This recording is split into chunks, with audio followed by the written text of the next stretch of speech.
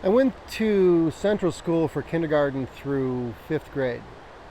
And honestly, I ended grade school on a pretty high note. I had decent grades. I had a friend that I did the science fair with, and I played the King Mouse in the Nutcracker fifth grade production.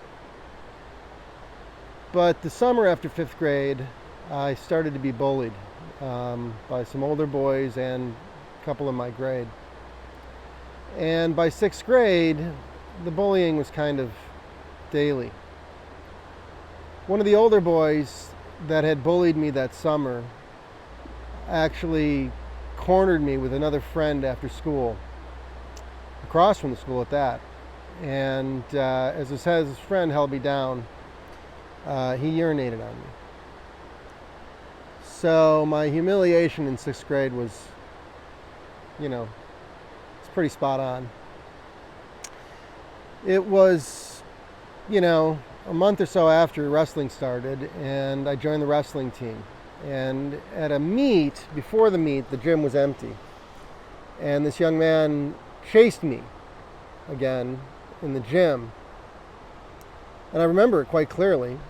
I was standing in front of the bleachers, and I ran, and I turned the corner to the double doors that went out into the hall. And this way would lead me to the science hall and nobody, because it was 5 o'clock in the evening. And this way would at least lead me back towards the coaches. And so as I looked at the two opening doors, I realized I wanted to kick the door on the right open so that I wouldn't have to slow my speed. And as I stuck my foot up to kick the door, a lady, an English teacher, an 8th grade English teacher, just turned the corner right into the glass as I kicked it. And I kicked the door into her nose. I broke her nose. I didn't know that at the time. Me and the other guy were so terrified we took off. I know. I felt awful about it years later. I feel awful about it today. And nobody ever asked me about it. But I did continue to be bullied regularly at that school. And my 8th grade year, I actually had that English teacher as my teacher. And I'm certain she knew who I was.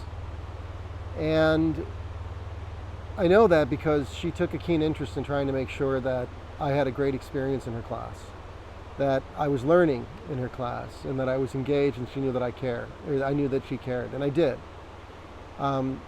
I'd written a short story, a short mystery, and she actually typed it up for me, which I thought was really kind.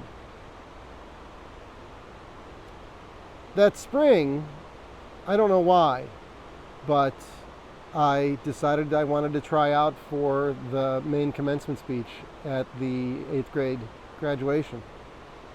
I don't know what would make me think that I should give the commencement speech. I was literally one of the worst students in the school.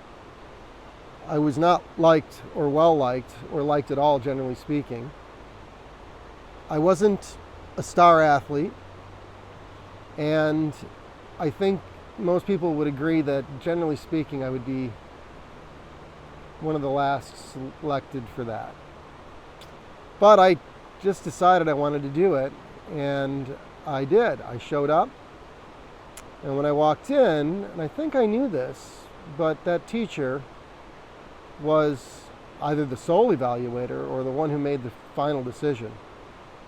Because on the very last day of school, when they announced the speakers, I had been selected to give the 8th grade commencement speech at graduation. I haven't looked at the speech in about 30 years, so I don't know what I said. I hope it was inspirational. I tried to cover all the bases. But if you're looking at the start of my public speaking, that was the start of my public speaking. And it was also the start of a truly great gift that I can do anything. That no matter how much I think the world is against me, there are people who are for me. What this teacher did is she forgave me.